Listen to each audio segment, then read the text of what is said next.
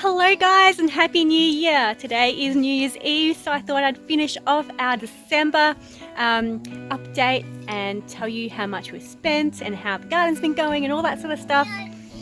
We've had our summer garden started to grow really well now. We're starting to get good harvest. We're getting lots of zucchini and our tomatoes are growing beautifully and starting to set fruit, which is fun. I've noticed flowers on our capsicums and eggplants and cucumbers, so we're about to get beautiful summer veggies very soon. We had some very cold days in the beginning of December. We got down to 10 degrees, which is ridiculous for summer.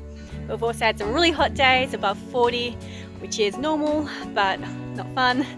Yeah, but it's been great.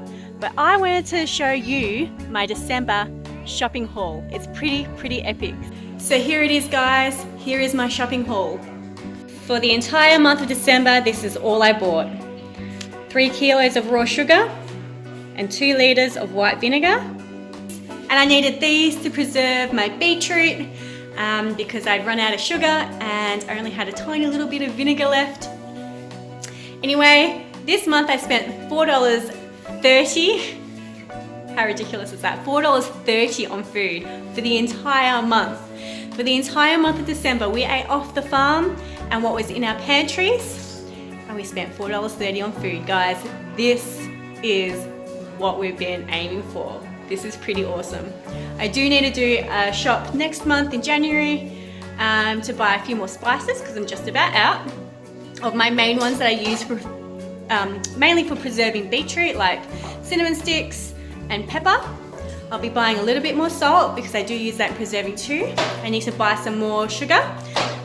They were out of organic sugar at Woolies, but I'll be going to Aldi and getting their organic sugar because if I'm going to be growing beautiful organic produce, I might as well be using organic sugar in it. So it's been really hard to find in my area, but I did see it at Aldi last time I was there. I just wasn't ready to buy it. What else do I need to buy? I think that was it. Sugar, vinegar, spices. How awesome is that? Self-sufficiency. This is what we're here for. Good morning.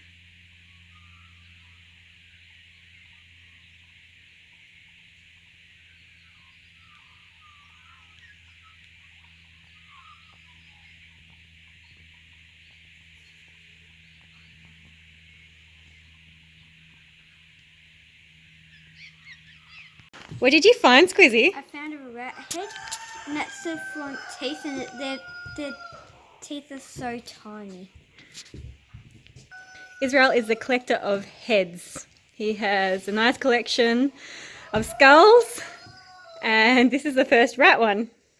I think he's got a bird, he's got sheep, yeah, a ram, a cow, a pig. A pig? I'll show you. Cool. I wanted to show you quickly our new killing station. We got 50 meat bird chicks and we've got 50 meat birds that has survived to harvest day. And so in the next week and a bit, so we're going to do them in stages. We're going to fill our freezer with chicken. So let's show you the new harvest station. This stainless steel bench was already here. They used to do meat rabbits in this area.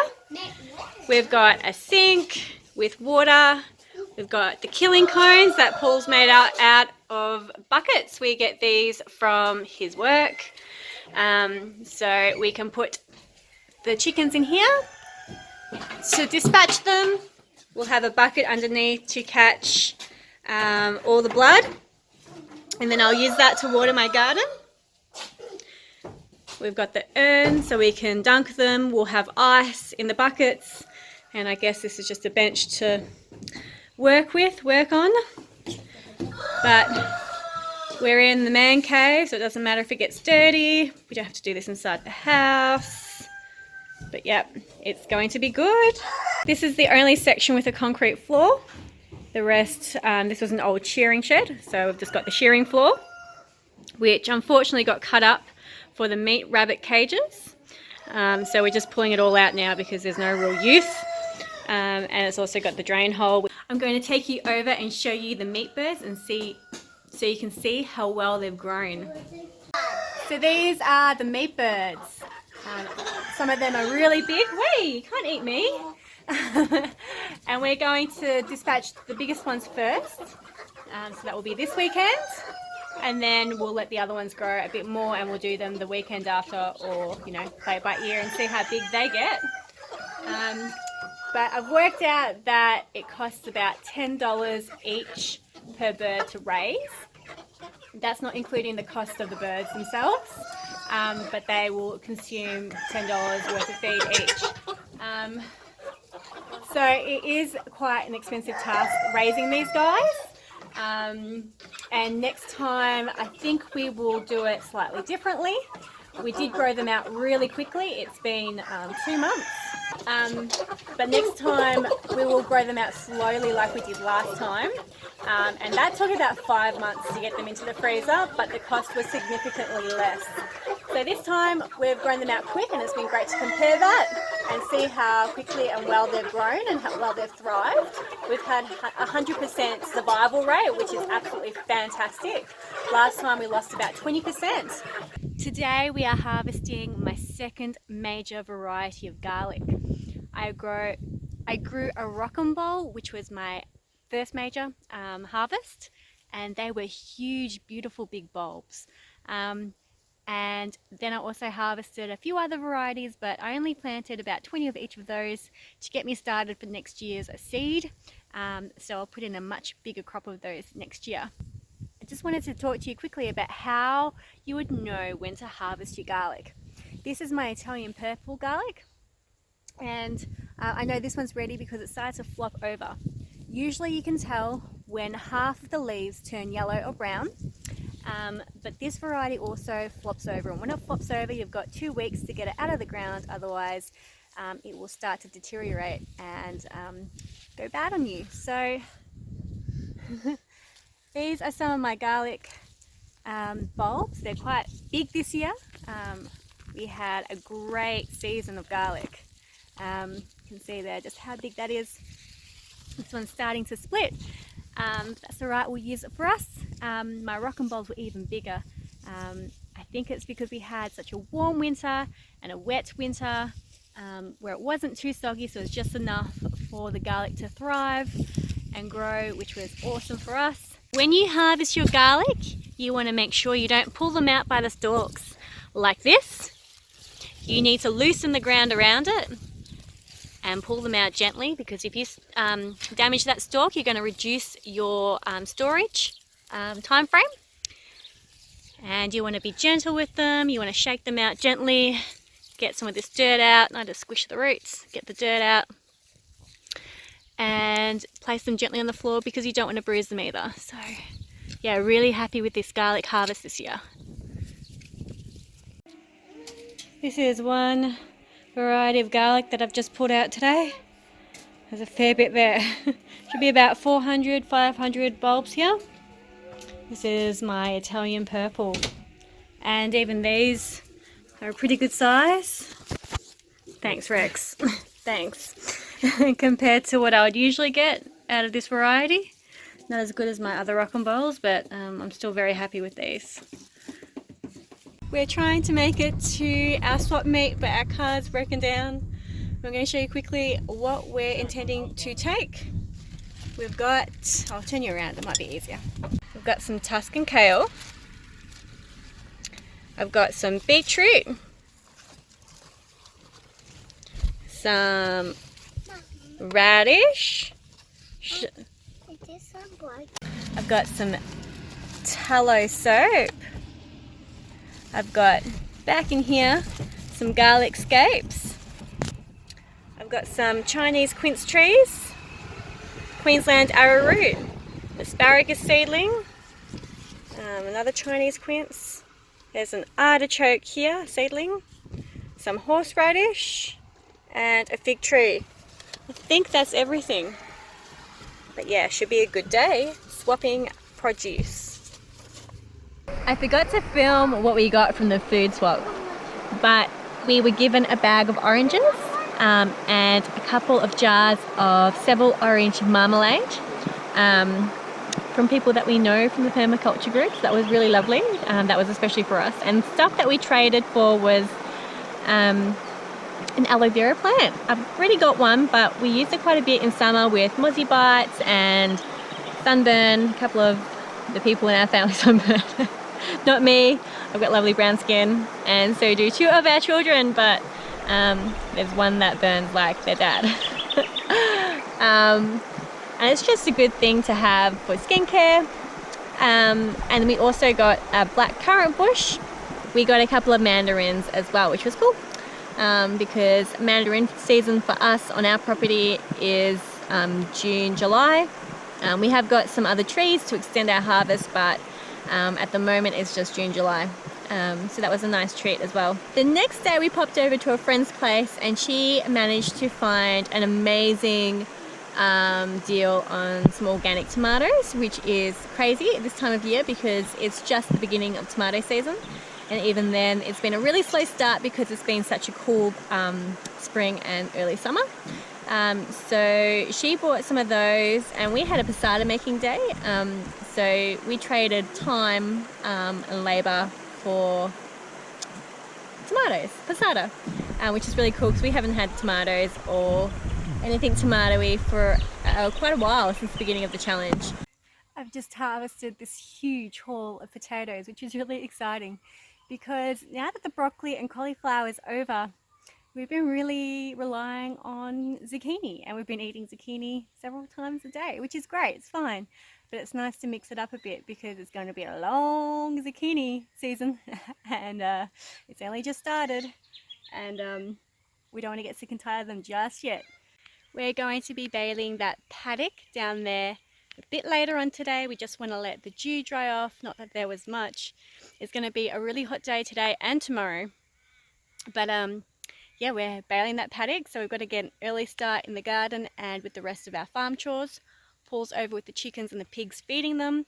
We've got to go pick up our compost bins today, so we pick up 3,500 litres of supermarket food waste, fruit and veg waste, a week from our local major supermarket. So we do that on Sundays and Wednesdays. We didn't do Wednesday this week because Wednesday was Christmas and they were closed, but we did do it Tuesday night. So I'm sure the bins are going to be full and overflowing, but we need to go get them. And our bread that we feed out to our chooks and pigs as well, we only get the bread once a week.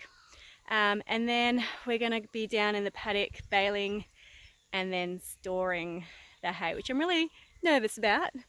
I've just finished harvesting some potatoes, and now I'm going to harvest the beetroot, and I'm going to plant some strawberry popcorn in here.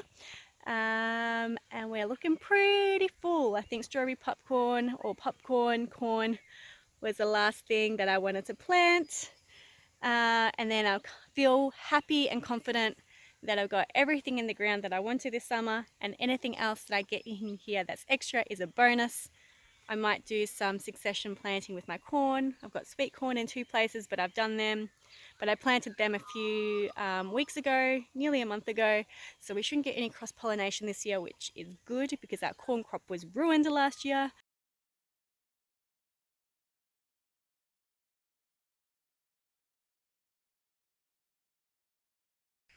And there we go, a nice harvest of beetroot, which will be turned into pickled beetroot. And now I have this bed here ready for some strawberry popcorn. Good morning guys, it is super early today. It is 5:20. I've been up since about 4:30 in the morning because it's really hot. It's going to be stupidly hot today. We're getting to 42 degrees Celsius, which is about 107 degrees Fahrenheit. And we've got a huge bushfire warning today. I'm going to block you from the wind, see if that works. We've got a whole region of Gippsland, which is where we are, being evacuated. We're not in the evacuated area. And this area, we're talking about 2 hours from the bottom to the top, and that's not talking width ways as well. So it's quite a large area. They have been in a drought for over a year, so when we get dry lightning later today, it is not going to be good. We should be fine here. We're still a little bit green. I mean, if I turn around, I don't think you're going to be able to see because the sun hasn't risen, but we are starting to brown off. but we have got a little bit of green under there, and we've got a lot of paddocks around here where farmers have cut silage, which are lush and green. So I'm not super worried about bushfires today for us. I know it's not going to be great for our state, but I think we should be okay here even though we're next to the bush. It's going to be very windy though, which is the problem. Anyway, I'm up early because I need to harvest veg before it gets too much warmer, and before the sun rises. You can see it's rising there at the moment, because we don't want any field heat in the veg. I pick first thing in the morning when I'm giving my produce away, because if I pick it when it's got field heat in it a bit later in the day when it's warm or when the sun's out, I find that produce tends to deteriorate within hours. So if I pick it in the morning when it's still cool, even though it's a warm night, we're talking about 25 at the moment, even though the sun hasn't risen, if I pick it now, it's still cool and it should last a week, if not longer. If I water bath the greens and stuff like that, they should last a week, if not longer. So I'll do that now before it gets too much warmer. So here we go. That's my harvest basket. The wind's starting to pick up. I've got lettuce flying everywhere, but I have freshly harvested some zucchini, some onion chives, some lettuce and some rocket. I've got potatoes, is that better? Potatoes and shallots inside, which I harvested a few days ago, and I'm going to either can beetroot, maybe not, it's going to be hot, but I've got some in the pantry that I'll pop in for her too, and we'll pick up some milk tomorrow when it's a little bit cooler. But yeah, how awesome is that? Produce to share and barter.